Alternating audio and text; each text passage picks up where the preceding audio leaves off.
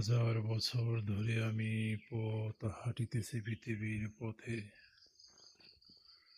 সিংহল সমুদ্র থেকে নিশীথের অন্ধকারে মালয় সাগরে।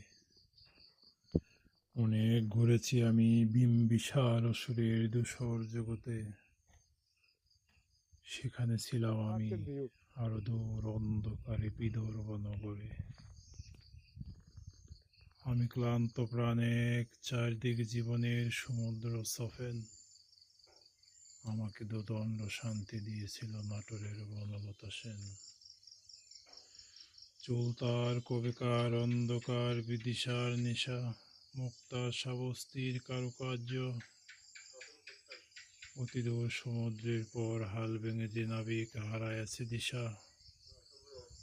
সবুজ ঘাসের দেশ যখন সে চোখে দেখে দারুচিনি দ্বীপের ভিতর, তেমনি দেখেছি তারে বন্ধ করে। বলেছে সে এতদিন কোথায় ছিলেন।